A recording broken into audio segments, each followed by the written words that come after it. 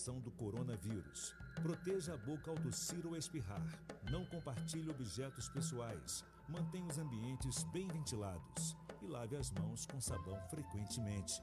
Os sintomas do coronavírus são bem parecidos com os da gripe. Em caso de suspeita, procure ajuda imediatamente. Uma parceria Rádio Senado. Coronavírus. O que você precisa saber e fazer. O coronavírus é um vírus que causa doença similar a uma gripe. Ele é transmitido pela saliva, espirro, tosse ou aperto de mãos. Os sintomas são febre, tosse ou dificuldade de respirar. Para se prevenir, lave as mãos com água e sabão ou álcool em gel. Cubra nariz e boca ao espirrar ou tossir. Mantenha os ambientes ventilados e evite aglomerações se estiver. Na dúvida, não compartilhe. Desinformação é uma coisa chata, desonesta e que pode atrapalhar uma eleição. Mas você sabia que, além de tudo isso, divulgar notícias falsas para se dar bem em uma votação é crime? Desde o ano passado, quem der causa à instauração de investigação policial, de processo judicial, de investigação administrativa, de inquérito civil ou ação de improbidade administrativa, atribuindo a alguém a prática de crime ou ato infracional com finalidade eleitoral, sabendo que a pessoa que acusou é inocente, pode ser condenado de 2 a 8 anos de prisão, além de pagar multa. Por isso, muito cuidado na hora de divulgar informações sobre candidatos e aliados. Lembre-se, na dúvida, não compartilhe.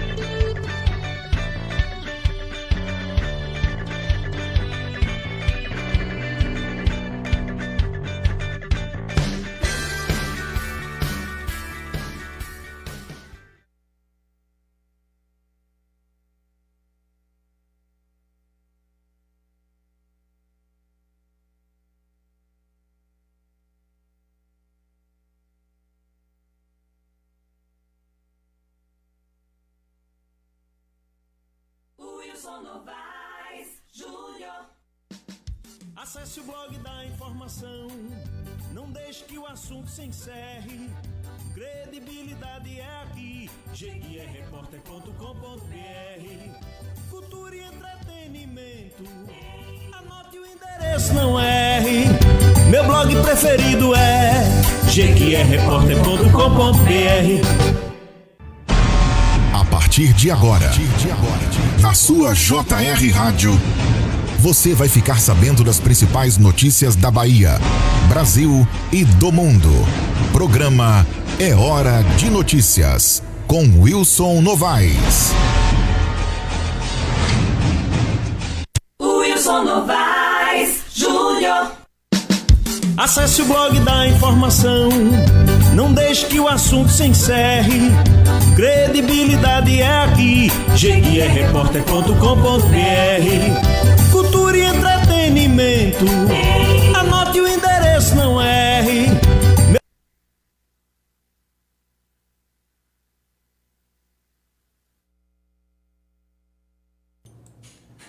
Bom dia para você agora sintonizado no programa Hora de Notícias do blog Jequié Repórter.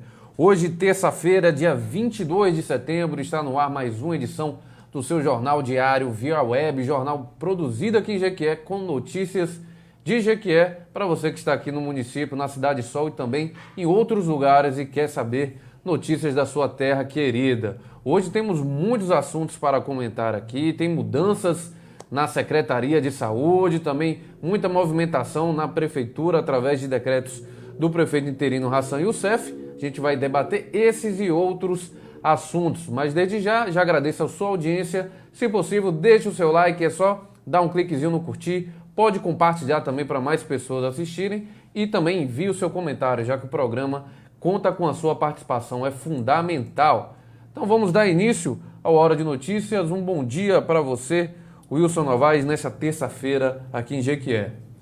Um bom dia, Rony Brani, bom dia para o pessoal do Instagram, bom dia para o pessoal que está aí nos acompanhando pelo Facebook, pelo YouTube, né? Nós já estamos aqui nessa manhã de terça-feira para trazer todas as informações, todas as notícias e você nos acompanhar atualizando, né, o que está acontecendo ou está sendo notícia nas últimas horas. Nós já vamos iniciar pelo boletim, né, do coronavírus, né, que é divulgado sempre na noite anterior pela Secretaria Municipal de Saúde. Foi divulgado ontem esse boletim das últimas 24 horas sem nenhum óbito aqui na cidade de Jequié, né? Nós não tivemos, graças a Deus, nenhum óbito, mas nós vamos aos números aí, Rony.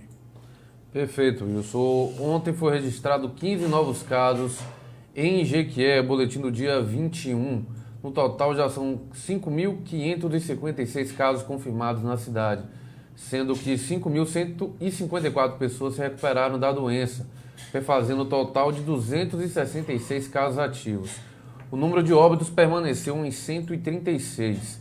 A taxa de ocupação UTI adulto está diminuindo a ocupação, e agora está em 30,8%, sendo que é ocupado por 6 leitos são ocupados por residentes de Jequié e 6 leitos por pessoas de outros municípios. Aguardando o resultado, tem 45 pessoas, Wilson. E o interessante dessa taxa de ocupação de leitos é que bateu o mesmo número do dia anterior, ou seja, do boletim anterior. Nos 2 dias, seguidamente, nós tivemos o mesmo percentual de ocupação, 30,80%, que revela, né, uma retração de casos, né, mesmo que algum desses leitos tenha ocorrido substituição nas últimas horas, mas não deixa de ser um dado que traz um fato assim, né, de que não teve aumento, não teve redução e a ocupação continua a mesma, né? É verdade. Se a gente lembrar que Jequié chegou a ter 100% de ocupação, chega até a ser um alívio ver esses números. Verdade. Já se fala, inclusive, de fechar alas no Prado em relação ao Covid, de acontecer essa diminuição, porque os números nas últimas semanas que estão sendo divulgados estão diminuindo também a ocupação de leito. Então já existe até essa possibilidade. Foi o que eu vi de orelhada aí, não tem nada confirmado, Wilson. Pois é, um fato, a gente dando uma passada aí pelas notícias do país, não é? A gente observa aqui um bebê, ele nasceu, não é, num voo, não é? Ele recente, voo da MS-777 da Egypt Air, que saiu de Cairo com destino a Londres. E o evento que é um evento único, né, que aconteceu com essa companhia aérea. A mãe sentiu as dores do parto e teve que realizar o parto no próprio avião, né? Uma viagem de 5 horas, não tinha como fazer uma escala, forçar uma escala, não tinha como. E a companhia egípcia já divulgou no Twitter que foi um prazer receber esse novo cliente e que o pequeno terá passagem grátis para todos os destinos disponíveis por essa empresa aérea para o resto da vida. Para onde ele quiser ir. Porque, olhe bem, quando nós éramos meninos, a gente tinha as pegadinhas que a gente fazia. Pegadinha de menino na minha época era assim. Se num navio uma mãe tivesse que fazer um parto igual a esse, essa criança, qual era a nacionalidade dela? O navio estava em alto mar. E a gente assim, não, era da bandeira do navio. Se a bandeira fosse do Brasil, era brasileiro. Se fosse da França, era da França. Se fosse da Itália, da Itália. No avião, ele vai ser egípcio, né? Se seguir essa linha aí. Mas ele nasceu aí, e aí a mãe, 31 anos, ela entrou prematuramente em trabalho de parto. E aí aconteceu esse fato, que foi outro fato registrado. A mãe dessa criança, né, que agora tem... É um sortudo, de certa forma, né? Sim. Porque ele vai ter passagem aérea para quando ele viver aí. Ele vai viajar bastante. Vai né, viajar, esse bebê. vai tomar conhecimento dessa façanha dele ter nascido em pleno voo. Que bom que deu tudo certo. Não tem esses casos curiosos que às vezes acontecem em lugares diferentes. Wilson, já tem muita gente aqui enviando bom dia pra gente. Deixa eu dar um alô. Eliana Santos, bom dia. Também tem o nosso amigo Enio Brito. Bom dia, meus amigos de Jequié região. A Rosa Santos, bom dia a todos. O Simval Guimarães, bom dia. A Rosa fala que São Paulo tá frio. Em Jequié já chegou o calor, viu, meu amigo? Calor. O calor já voltou. O sol já brilhou aí nesses dias, né? Tá brilhando e a tendência é essa. Agora não tem mais volta para Jequié. Aqueles dias friozinhos acabaram. Agora é calor na cabeça. O Roberto Jesus, ele também está lá em São Paulo. Bom dia a todos. Estou aqui em São Paulo acompanhando o programa. Muitos jequienses em São Paulo que foram trabalhar. Tem família por lá. Eu também tenho família em São Paulo. Tem essa ligação do Nordeste, a Bahia também com São Paulo, né? Então, muitas pessoas de lá acompanhando a Hora de Notícias, Luiz. Pois recentemente foi até motivo de um comentário nosso, quando a gente citou aquele caso do Bonner, né? Que estaria deixando o Jornal Nacional. E a todo momento, esse entra e sai de profissionais, né, da TV, esse é um fato, é só empresa, né? Você vê que recentemente a Globo teve cancelamento de vários contratos de atores assim que eram considerados globais, né? Marcas da empresa. A gente cita o caso Estênio Garcia, a gente lembra aí Tarcísio Meira e Glória Menezes, 53 anos de emissora, e por aí vai. Xuxa deixou a Record recentemente, deixou assim, né? Ela vai encerrar o contrato no final do ano, e por aí vai. E ontem a gente tomou conhecimento do Cabrini, Roberto Cabrini, um repórter investigativo da melhor qualidade, teve passagem pela Globo também, mas estava no SBT. E ele encerrou a sua temporada de reportagens. Sempre vai ao ar aos domingos, né, parece-me. Eu assisto algumas matérias feitas pelo Cabrini, ele é muito bom. E ele deixa, né, tá de saída do SBT. Ele disse, não tenho nenhuma queixa. Foi o que ele declarou. Mas o que me fez assim trazer essa reflexão sobre esse entra e sai, né, a chamada dança das cadeiras, nas emissoras, nas grandes emissoras de TV, é que vive-se uma realidade bem diferente, né? Porque veio a crise, veio mudança no comportamento do mercado financeiro, do mercado publicitário, essa coisa toda. E ontem eu via, nesses últimos dias, um fato que, de certa forma, traz a sua preocupação, eu imagino assim, para a área da comunicação livre do país, no jornalismo livre, o jornalismo independente, que é uma briga, que são brigas de bastidores entre os comandos da Record e da Globo. A Record dedicou 71 minutos para uma reportagem que é o Lado Oculto do Império, denunciando os problemas que ocorrem com a Globo pelos seus dirigentes, dinheiro que entrou ilicitamente, segundo as reportagens, favorecimentos, coisas assim escabrosas mesmo, pelos Roberto Marinho e seus sucessores, que são seus filhos. E, por outro lado, a Record também faz ataques velados, né? A Globo também faz ataques velados, a Record pelos vários problemas, dentre eles, ultimamente, o que tem atingido assim em cheio a questão do próprio Crivella, que o Crivella tem uma ligação, sim, fez destinação de recursos consideráveis para a Record, que é do Bispo Edir Macedo. Então eu fico a pensar, Rony, eu sou até ingênuo nesse ponto.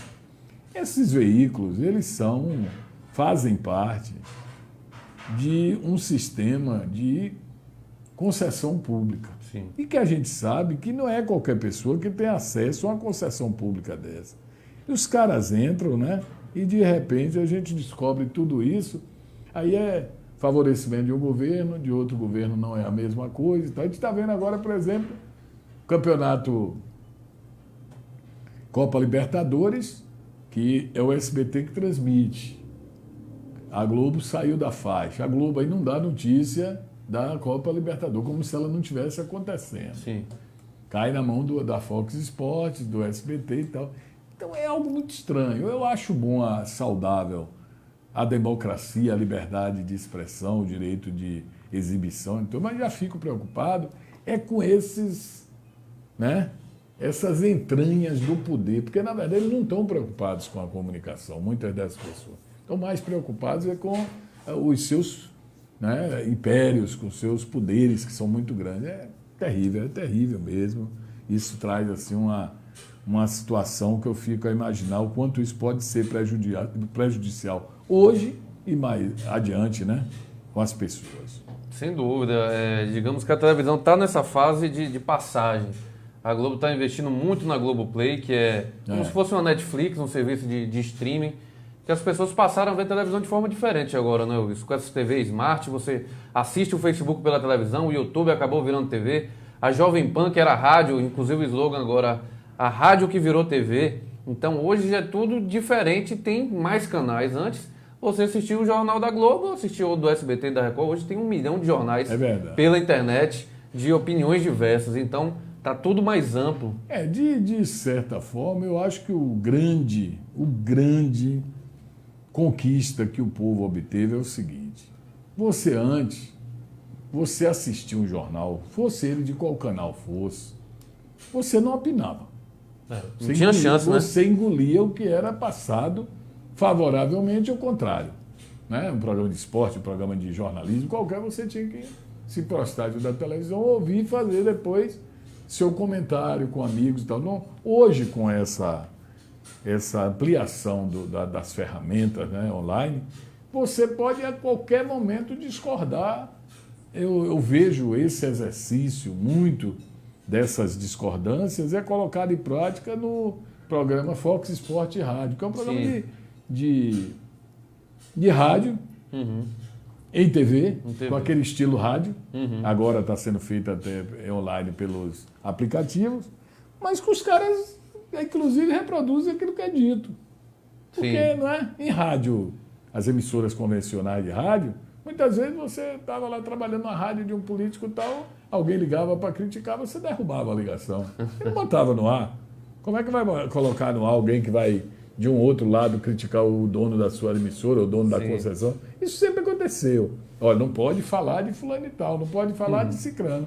Mas agora, com essa nova visão da coisa, já mudou muito, viu? E as pessoas criticam. Você tá aqui, eu estou aqui fazendo um comentário na rádio ou aqui mesmo, o cidadão que está aí nos ouvindo pode dizer: Wilson, eu discordo. O que você está falando aí não tem nada a ver, você está fazendo... E eu vou ter que me explicar ou entender, você tem razão. Isso está sendo no mundo assim, né? Então isso, de alguma forma, é bom. Mas também tem os prejuízos disso. Tem alguns prejuízos, como você lembrou a situação do Bonner, né? O Bonner, por conta também dessas redes sociais, teve toda aquela questão, o pessoal do PT não gostava da Globo na época de Lula, agora o pessoal de Bolsonaro não gosta da Globo na época de Bolsonaro, e o Bonner é a cara do jornalismo da Globo, né? Então ele personifica isso e ele diz que ele não pode sair mais na rua porque ele sofre ataques de tudo que é lado. Então tem esse lado bom e tem um lado ruim também, que as pessoas aproveitaram a internet para ser racista, fazer um monte de comentários. Esses dias postaram comentários na página do comentarista de arbitragem da Globo, o Paulo César, chamando ele de macaco, porque ele falou que foi pênalti em uma partida. Tem esses absurdos. É o desrespeito. Infelizmente, né? Muita gente ainda não está preparada nem para viver em sociedade, muito menos para usar a internet. Tem isso ainda. Agora, Wilson, falando em internet, ontem a gente reproduziu a matéria sobre a situação em Brumado, que bombou nas redes sociais. Muitos pais e professores fizeram vídeos reclamando dessa volta às aulas em Brumado, que foi ontem. A gente reproduziu até com fotos do repórter Luan Ferreira, que foi inclusive meu colega, está lá na TV Sudoeste. Vou colocar as imagens na tela, porque praticamente não foi ninguém nas escolas em Brumado. Brumado foi a primeira cidade aqui do estado da Bahia a retornar às aulas, mas a adesão baixíssima, praticamente nula. E a prefeitura tomou algumas providências que entendeu a prefeitura que seriam suficientes e ganhou o direito, né, que o Ministério Público contestou, ele ganhou o direito, a prefeitura, o prefeito Eduardo, de abrir as aulas ontem. Teve uma sala de aula de 333 alunos, que você reproduziu aí na matéria, que foi um aluno. Teve outras que 5 alunos.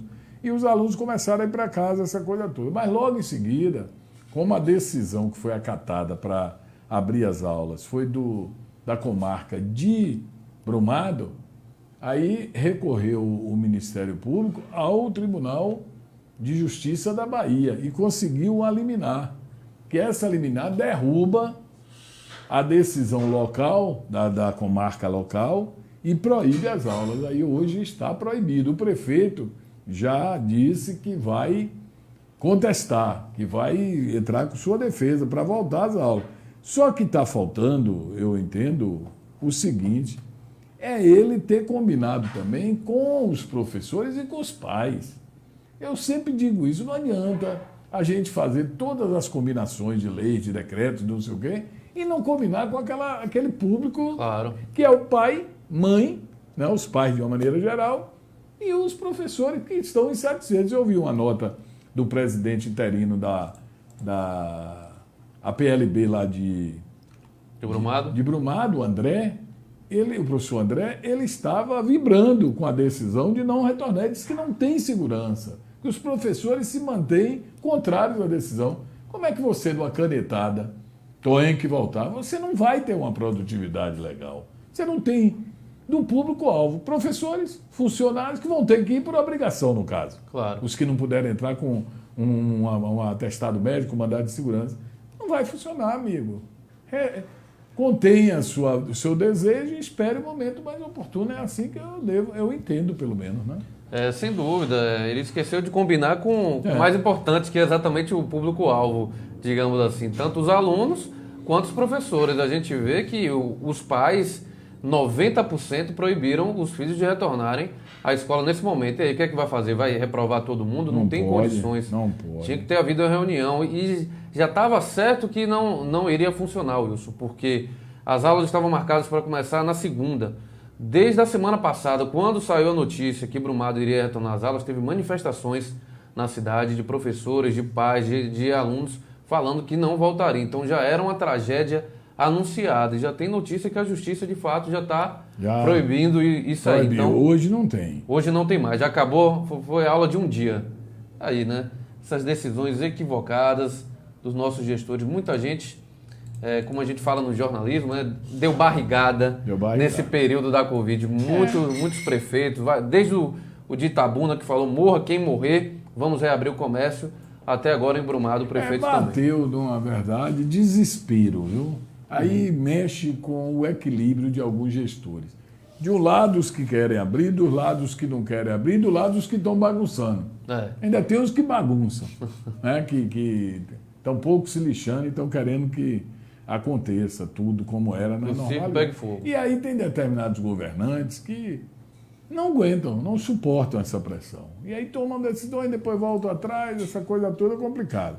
Vamos aqui sobre decisão também comentar que os funcionários dos Correios, apesar da proposta de ontem no Tribunal Superior do Trabalho, para que eles retornassem às atividades e com algumas correções salariais e tal, eles decidiram, por seus sindicatos ligados à Federação Nacional dos Trabalhadores e Empresa dos Correios Similares, não retornar às atividades, viu? Não voltar ao trabalho, e é isso que é a decisão. Aí disse assim um comunicado dessa federação: não podemos permitir esse ataque que representa a retirada de até 40% da remuneração dos trabalhadores em meio à pandemia que assola todo mundo. Uma atitude covarde que os trabalhadores e trabalhadoras não vão aceitar, pois a luta é pelo sustento das milhares de famílias que dependem dessa remuneração. A proposta seria encerrar a greve com um reajuste salarial de 2,6%, o que eles não aceitam. A paralisação começou no dia 17 de agosto. Rony Braine, se você for aí no site, uma das últimas notícias, já deve ter pulado a página. Aí, foi essa aí que você ia.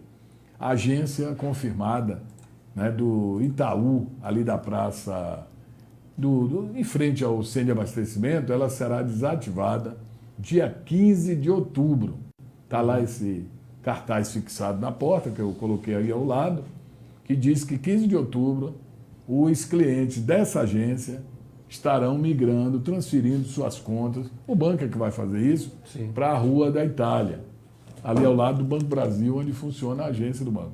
Vai ser uma confusão, porque criaram nessa agência aí muitas novas contas e tal, e as pessoas se utilizavam muito, quem estava trabalhando ali na área, só que eles estão devolvendo o prédio e vão fechar a agência. Um prejuízo enorme. E a levar em conta também o prejuízo para o trabalhador, porque muitos desses trabalhadores aí, como serão aproveitados? Será que a agência de lá absorve todos os cargos? O cara que está aí como gerente dessa agência, ele vai poder ser gerente da outra? Não, porque já tem um gerente. Ele vai ficar em que posição, né? É uma situação meio complicada. Sempre essas decisões, um banco que é altamente lucrativo, está aí fechando essa agência, que só tem tido prejuízo nessa área bancária. Agora é o Itaú, o Bradesco deve fechar uma sala de alto atendimento que tem aí ao lado dessa. Você precisa ver que sala... Já foi ali? Não, nunca foi. Porque você chega no Bradesco, a agência ali da Alves Pereira, você tem lá um lugar para, né, colocar o álcool gel na mão, tem os decks dos caixas eletrônicos todos separados e tal. Nessa agência, não agência não, nesse posto que é ao lado desse Itaú, tem lá, acho que é 4 ou 5 caixas eletrônicas. Rony, é você e o caixa eletrônico. Você não acha nada lá. Sim. Só você e o caixa eletrônico. Muita gente usa. Abre a porta e entra. Não tem gel, não tem funcionário. Não tem, você não sabe quem entra, quem sai. Eu mesmo já tive necessidade e olho para ver quem é que está lá dentro. Porque é um risco. Ali você é assaltado, ninguém percebe. Se alguém ali dentro lhe assaltar, você sai quietinho ali, ele sai. Se falar alguma coisa, eu atiro em você. Pode estar uma com você, com alguém que estiver com você, lá no carro. Um negócio assim, sim. Não usou, tem que ter vigilante, tem que ter isso, tem que ter aquilo. Eu soube que vai ser desativado também. Eles só falam de desativar. O negócio deles é conter despesa, né? O sindicato está aí revoltado, disse que já tentou.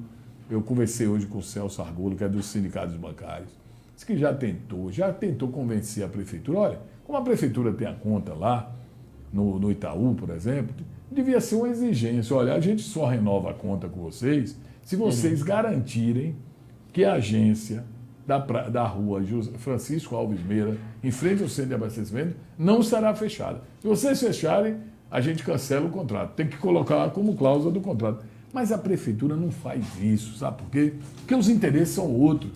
E eles compraram essa conta, quando compraram em 2006, 2007, por 10 milhões e meio. Foi uma fortuna naquela época. Com o dinheiro dessa conta, Reinaldo Pinheiro fez a Praça Barbosa, comprou o prédio do Teatro Municipal, comprou o prédio onde está a Secretaria de Cultura do município, pagou parte do terreno ali onde está o restaurante popular, pegou aquela ponte que tinham criado um problema lá para derrubar, fez uma nova ponte ali na Franja Deon, e por aí vai. De repente, quando foi agora no governo, renovaram, acho que já foi 2 milhões e tanto, novamente dinheiro novo que entrou para a prefeitura, 2 milhões, 3 milhões, renovou o contrato, mas não exigem nada, só pensam no dinheiro. Olha, vocês vão abrir, agora vocês têm obrigação, no nosso contrato, sob pena de ser cancelado. Eles têm o jurídico para quê? Sim. Funcionar a agência ali do Francisco Alves Meira. Se virem, se fechar, acaba o contrato, está cancelado. Eles não fazem isso não fazem não estão nem aí. Eles não estão nem aí. A Sabrina, que está assistindo a gente no Instagram, ela fala dessa agência. Verdade, Wilson. Sempre uso essa agência por ser mais próxima, mas é um descaso. É o que ela comenta. E a situação dos bancos, Wilson, são diversos os problemas. Eu nunca entendi porque os bancos tão milionários sempre contratam poucas pessoas para atendimento e você tem que ficar... Se você vai no banco resolver uma coisa, você tem que reservar o seu dia. Seu dia acabou. Se você tira uma manhã para resolver, porque a fila é enorme, é uma falta de respeito, eles têm dinheiro para contratar mais gente, para montar infraestrutura, e não fazem. O Itaú deu um lucro esse ano de 4 milhões, ou 4 bilhões de lucro. Isso é depois que paga tudo. Esses caras têm que reclamar, rapaz. Só é reclamar que não, e diminuir, é terrível. Não dá para entender. A psicóloga Maria Rosa está assistindo a gente. Fazia tempo que eu não conseguia assistir. É que a gente é transmitido pelo Facebook do GQ Repórter. Vocês que não acompanharam, inclusive um amigo perguntou aqui, o Thiago, esse é o Wilson Novaes? Ele trabalha na Povo FM de GQ? Sim. E não aqui, conhecia não, eu acho que ele só conhece sua voz. Tem muito isso, né? O pessoal conhece a voz do radialista, mas não conhece a imagem. 30 e tantos anos com essa mesma voz. A voz não mudou, né? A Adilene Silva também enviando um bom dia. A Rome Maceira está aqui. E ela disse que está na barragem. Está assistindo a gente na barragem. Que beleza. Um abraço para você. Manda um abraço para Eliana Santana, Lio, bom dia. Enio Brito Guimarães, bom dia para nossos amigos aqui de Jiqué e região. Um abraço. Rosa Santos, bom dia também. Sival Guimarães, bom dia. Rosa também está em São Paulo. Ela disse que lá está frio, né? Você comentou. Roberto Jesus Souza, estou em São Paulo acompanhando, você já falou também. Gilberto Pereira, bom dia, Wilson. Estive na rua Professora Virgínia para observar o asfalto que está sendo colocado, como sempre. Falta o melhor acabamento, próximo à guia e sarjeta que não fazem o necessário para o escoamento das águas. Veja o exemplo do Otávio Mangabeira, que existe uma valeta entre o asfalto e a calçada, é mesmo. Neuza Miranda, olá, bom dia. Ela diz, o Banco Itaú não é um banco, e sim um puxadinho. Eu acho o Banco Itaú um banco que entra entre os que mais faturam no país, né? Eles que não dão atenção. Joanice Oliveira Gomes, bom dia. Irene Brito, essas empresas só querem saber de lucrar, investir para beneficiar os usuários, pelo que se vê, não está fora de cogitação, eles não estão pensando, é verdade. Mas está aí, lamentável, viu? O Banco do Brasil chegou a montar uma agência 2, já teve. O Banco do Brasil teve subagência no Jiquezinho e no Joaquim Romão, fechou as duas. Recentemente, na Landulfo Caribé montou, botou o letreiro, botou móveis, arrumou tudo, desistiu. Desistiu, aí é difícil. Haja paciência. E tem uma curiosidade, né, Wilson? Acho que desde 2017 foi criada aquela lei da fila do banco. Sim, de 15 E no Brasil minutos. tem isso. O Brasil é um país curioso, que tem a lei que não pega. A lei né? é para não cumprir. É a lei que não pega. É para a gente ter o que reclamar, mas que não cumpre. O tempo máximo de espera em dias normais seria até de 20 minutos em dias de movimento normal, o tempo de espera. E até 30 minutos nos dias de pico. Quem aqui já ficou mais de 1 hora esperando em fila de banco e não teve nada disso, meus amigos? Infelizmente, esse é o tratamento que a gente tem, não só em Jequié, como em todo o Brasil. E a Adilene Silva fala, Wilson, que ela não perde o seu programa todos os dias na Rádio Povo. Ela é sua ouvinte na Rádio Povo. Como é o nome dela? Ela é Adilene Silva, que está escutando a gente lá na barragem. Que beleza, Adilene. Um abraço para você. Obrigado mesmo por essa gentileza, né, dessa audiência. Agora observe, rapaz, uma coisa que nos chama a atenção. Houve uma mudança de hábito de consumo nesse período, né? Muito está se vendendo delivery, você pede a comida em casa, o alimento à noite, né? Quero comer uma pizza, um sanduíche, não sei o que, tal. Só que o Brasil, o pessoal reclama, mas o Brasil está hoje na relação os países que tiveram maior aumento do custo de vida do que outros, 17 países do mundo. País que tem o salário mínimo que a gente tem. Isso foi pesquisado pelo um professor da Escola de Negócios da Universidade de Howard. Ele fez essa pesquisa, comparou a inflação causada especificamente pelas consequências da crise sanitária com a variação capturada pelos índices de preço ao consumidor existentes de acordo com o que está sendo divulgado. Dos 18 países emergentes analisados, o Brasil registrou a maior disparada entre o que ele batizou de inflação da Covid, indicador oficial, o IPCA, no mês de maio. No Brasil, a diferença entre os dois índices acumulados em 12 meses foi de 0,88 pontos percentual contra 0,82 ponto percentual dos Estados Unidos e do Uruguai. Em terceiro lugar aparece a Coreia do Sul com 0,49. Aqui temos de dizer também, amigo, com tudo que está aí, somos um país de gananciosos também, viu? A turma aproveita de qualquer, olha bem, qualquer embaraçozinho que houver, qualquer lei. Se disser assim, ó, tem uma lei agora que você tem que usar uma tarja na camisa de tal cor, de tal forma. Um exemplo, estou fazendo um exemplo grosseiro. Amanhã essa tarja está aí no mercado, por preços que variam, porque imediatamente alguém vai trabalhar para ter essa tarja. Eu estou falando assim, quando foi agora que falou-se em consumo, fechava tudo, só não fechava local de alimento, porque ninguém ia ficar se alimentando em farmácia. Claro. Os preços dispararam. Porque o sujeito fez o seguinte, ele começou a incorporar aumentos também naqueles produtos considerados que não eram gênero de primeira necessidade. Quando a gente está reclamando do arroz, do óleo, mas veio a carne. E vieram aqueles outros agregados que aumentam ali centavos e que você às vezes não sente, porque quando você compra um produto que está um preço R$1,40 e tanto, R$1,70 e tanto, você às vezes não se toca, que ali ele embutiu um valor a mais. Aí se você for falar com o dono do supermercado, quando você consegue falar, ele diz assim, mas a culpa é do revendedor, é do fornecedor. O fornecedor vai dizer, não, a culpa é do que me coloca para revender. O revendedor vai dizer, a culpa é da fábrica. E você que paga tudo, a culpa só não é sua.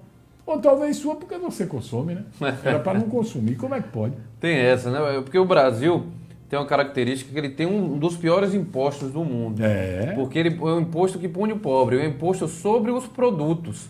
Então, quando você vai comprar um produto, agora, por exemplo, que está muito debate, vai sair o PlayStation 5 no Brasil, da Sony. Sim. Ele vai custar aqui no Brasil 5 mil. Nos Estados Unidos, fazendo conversão de dólar, ele sai por 2.200. Ou seja, aqui no Brasil você vai comprar um e vai comprar um para o Estado. Porque 50, o Estado é seu sócio, mas ele não dá nada, você que paga. Então, todos esses produtos têm uma carga tributária imensa. E quem acaba pagando mais são os mais pobres, que têm dificuldade em comprar esses produtos. Wilson, a gente vai... E aí, se você comprar no cartão, se você comprar fiado, você já está pagando mais ainda. É a realidade mesmo. Vamos ao intervalo? Vamos ao intervalo aqui, mas a Irene falou, infelizmente no Brasil as leis só funcionam no papel. Na prática, só funciona quando é para punir os pobres. O Adriano Bento está perguntando de futebol, eu vou deixar para o final, Adriano, sua pergunta. E o Chico Salles já vem com uma pergunta que eu acredito que vai ser tratada no próximo bloco. Ele fala, bom dia, amigos. E agora, amigos, qual a sua análise desse momento político de Jequié e o que imagina para janeiro?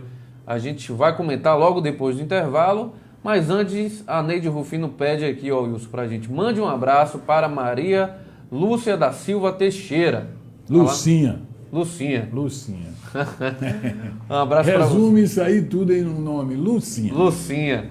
E a Neide fala que mora em Salvador. Tá lá acompanhando. A gente vai para um rápido intervalo, é 20 segundos e a gente já volta com o comentário do dia. Roda a vinheta.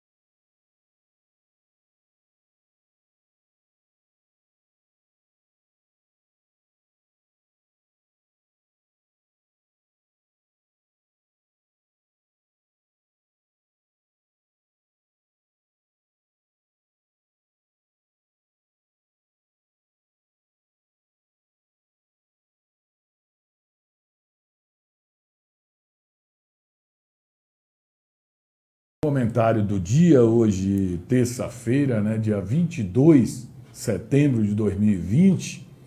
Continuamos com um prefeito interino, né, à frente dos destinos do município, que é o vice-prefeito Hassan Youssef.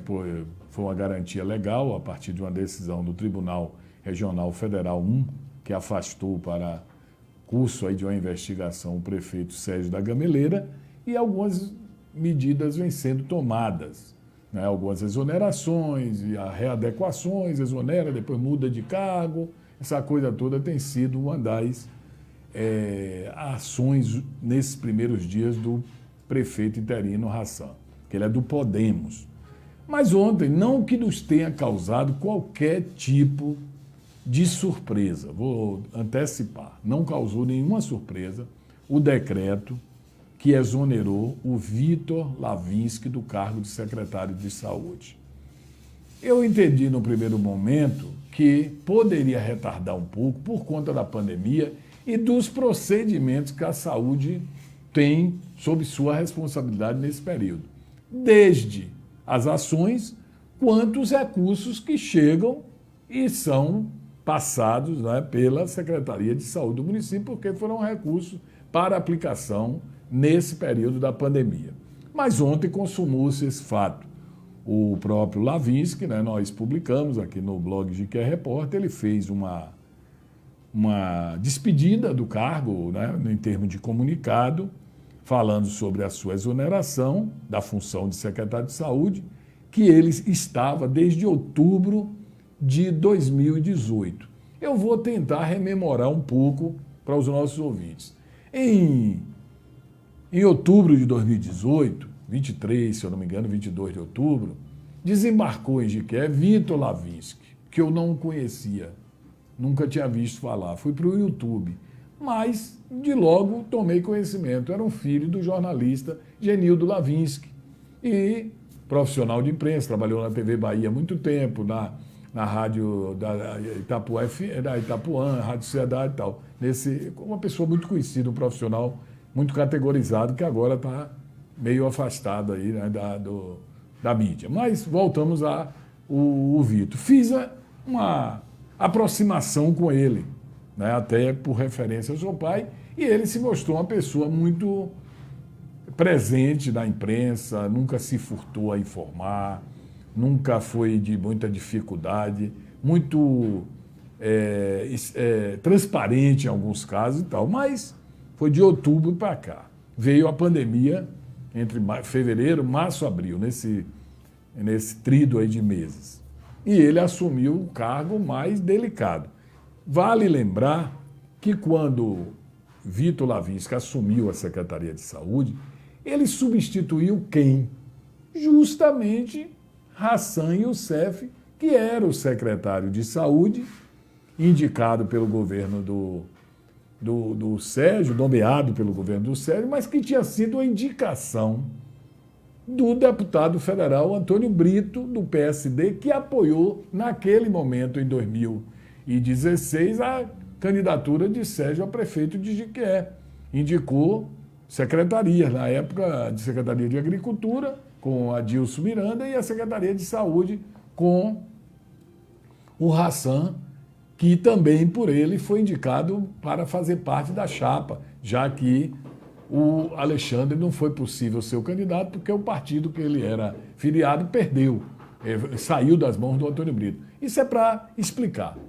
Entrou o Vitor no lugar de Hassan, que era secretário. A Secretaria de Saúde, na minha opinião, fez Hassan gostar da política, porque ele passou a ter um cargo de influência, ser procurado pelas pessoas, e ele tomou, né, o curso da sua vida, né, se dedicando. Quando o Lavinsky entrou, ele, em algumas entrevistas que fizemos, ele apontou algumas incorreções que, segundo ele, teria ocorrido durante o período da gestão do Hassan, que o Hassan deixou de cumprir enquanto secretário. Eu ouvi dele aqui, fiz perguntas a ele e ele disse, não, eles não fizeram dessa forma. Pronto, críticas. Hassan um dia me disse até queria responder, mas terminou que não respondeu. Antônio Brito afastado, Hassan também tomou outro encaminhamento político, entendeu que era o caminho dele, que ele criou asas e iria voar, que ele não ia mais ter uma relação com o PSD, e vocês sabem tudo o que aconteceu. O Hassan seguiu o caminho dele, se aproximou do PP, se aproximou do deputado estadual Zé Cocá, que é candidato a prefeito, seguiu o lado dele, e com essas assunções dele, mesmo temporárias, a prefeitura impediu o seu irmão Alexandre de ser candidato, porque legalmente ele seria inelegível por ter um irmão prefeito, e hoje eles estão separados. Tanto o Antônio Brito está totalmente fora do governo de Sérgio, quanto também estão afastados politicamente Hassan desse grupo do PSD, que é liderado por Antônio Brito. Mas vamos à situação. Hassan entendeu, lógico, né? E Hassan tem sido bem assessorado, diariamente assessorado em todas as decisões nesse período de 60 dias, que acredito que ele espera que seja postergado por mais meses, pelo candidato a prefeito que ele apoia. É evidente que é um período de transição que ele está fazendo. As nomeações, nomeia, daqui a pouco, ó, isso daqui é gente nossa, bora manter e tal, e coloca outro cara. Já teve algumas, vocês veem aí os decretos de exoneração, nomeação e depois tornar sem efeito e tal, é decorrência disso. Foi nomeada para o cargo de secretária de saúde ontem Caroline Borges Duque, uma enfermeira, filha de Jiqué, filha do grande amigo, saudoso amigo Jorge Duque, biólogo, professor do INEMA, participou de várias entidades aí, assim, de proteção ambiental, muito ativo nas suas ações.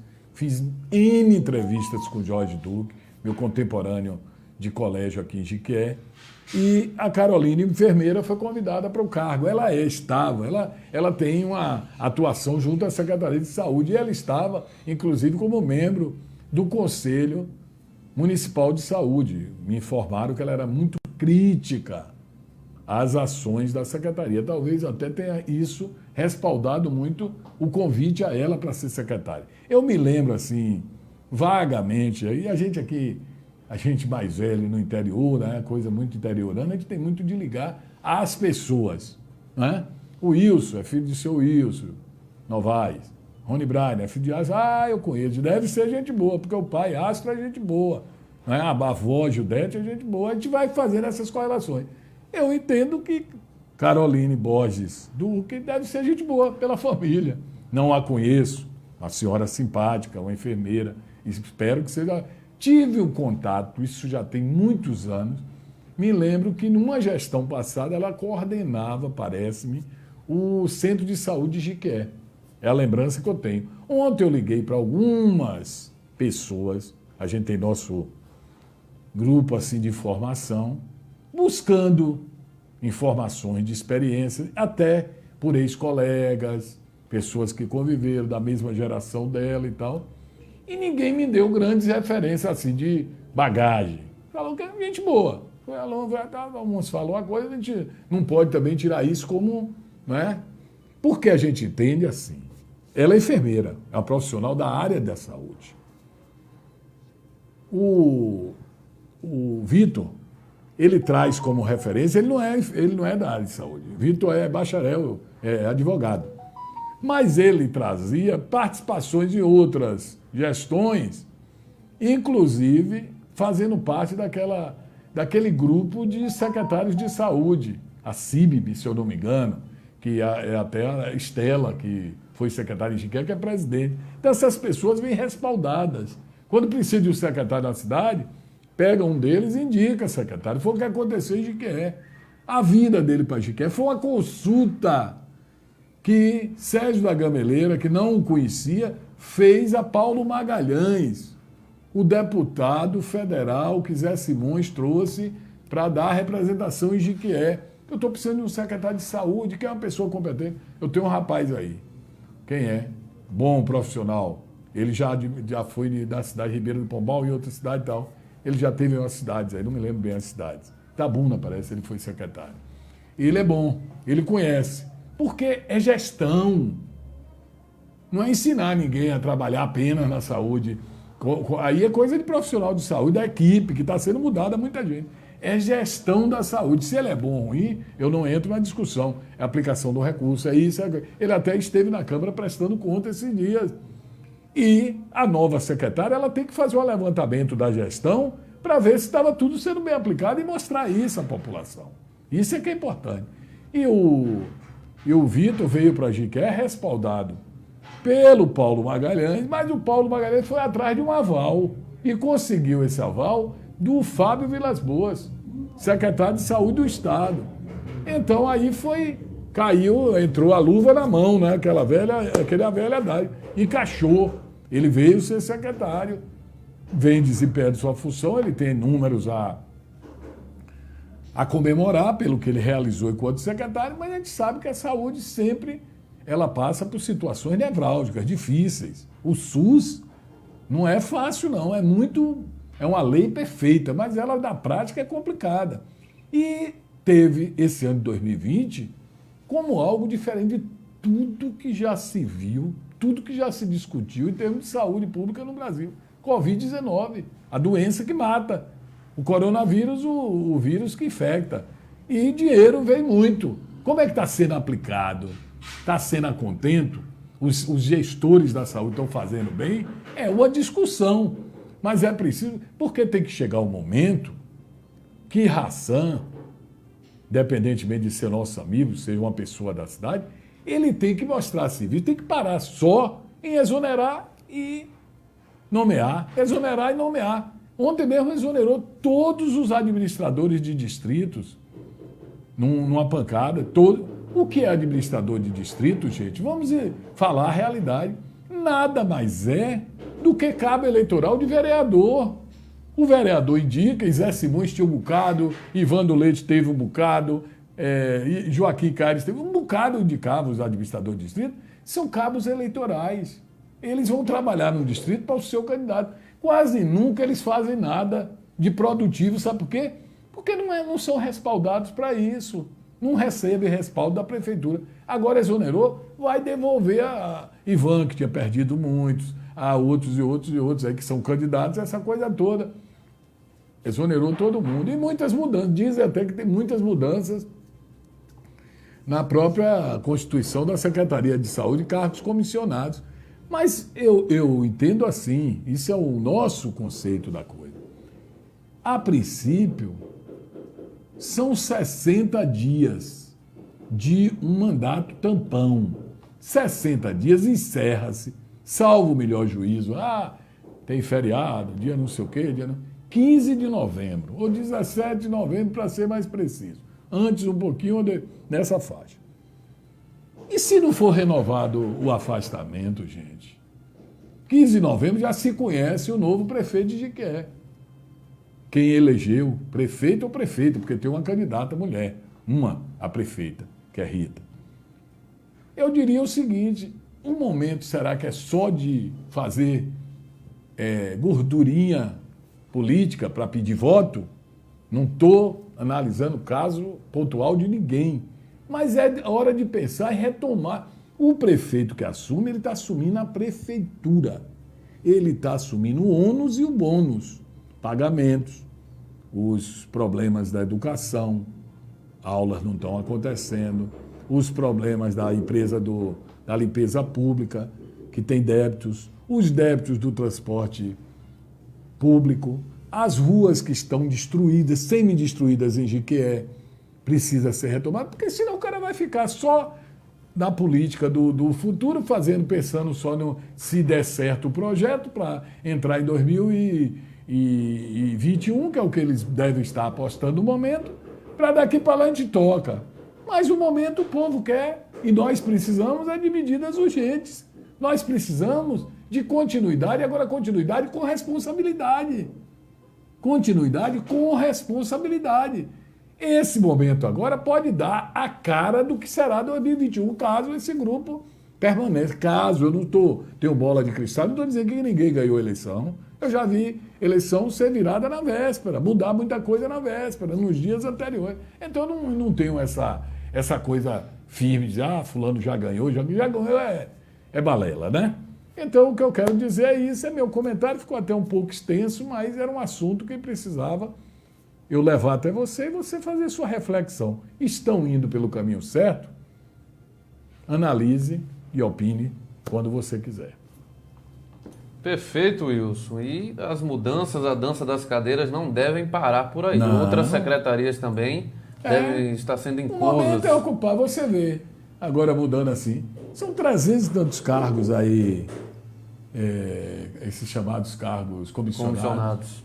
Ninguém faz só fala que está difícil pagar, mas não faz assim, vamos reservar, não vamos chamar todo mundo, não. Já que está com dificuldade para pagar, vamos dar uma segurada. Exonera, mas não nomeia, ao contrário, tira um, outro. Vai continuar devendo, vai continuar atrasando, vai continuar não pagando o dia 5, que é o dia que vence, e aí a coisa aí, o servidor, ele aposta, ele acredita, mas depois as coisas complicam. Fazer um pedido para a prefeitura asfaltar novamente a pista do aeroporto, que está ruim. Ela nunca asfaltou ali. Nunca foi a prefeitura que asfaltou, não. Ela está pedindo aqui, eu estou lendo. Lucas Marconi, o que é que diz aqui? Ele diz, bom dia, acerca da questão do consumo, lembram do aumento no início da pandemia do álcool em gel e das vasilhas para o álcool em gel?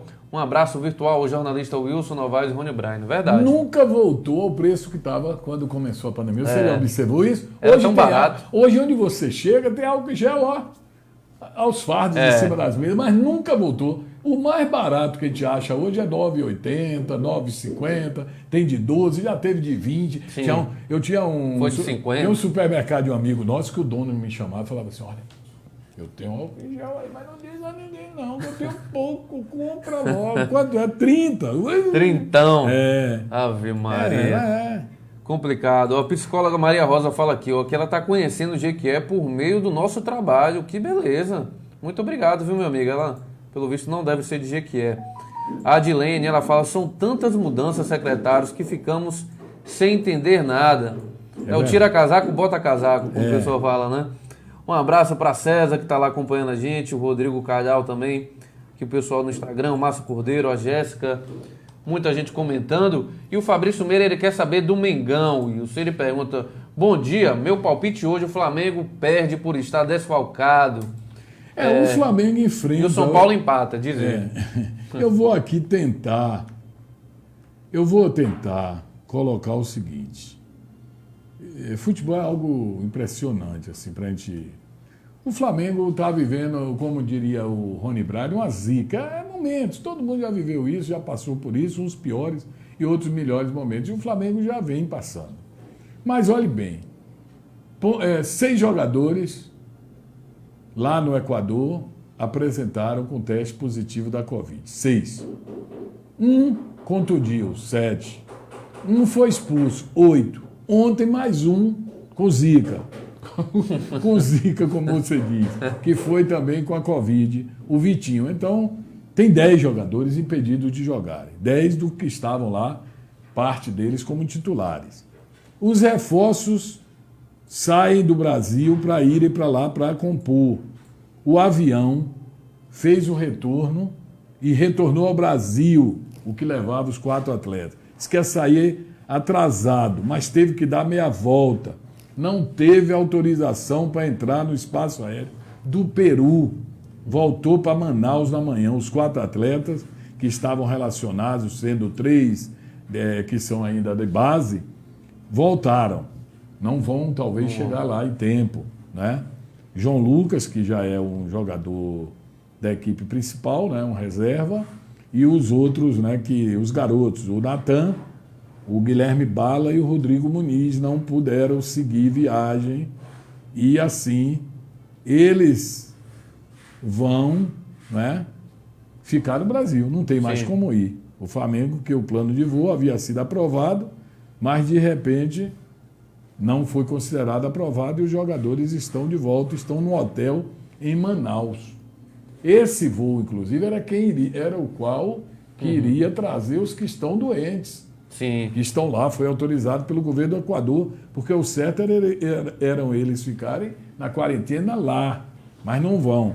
Então a situação é essa, não vai ter os reforços, vai ter que improvisar, e eu acho, vou ser bem franco, independentemente do adversário, se um adversário com um antecedente que não é bom, mas o momento do Flamengo é péssimo. Não é o Flamengo ter um time que hoje coloca em campo, apenas na improvisação, que eu diria, da lateral direita, que é melhor do que a grande quantidade de equipes da segunda e primeira divisão, em nomes, em jogadores, mas o momento não é favorável.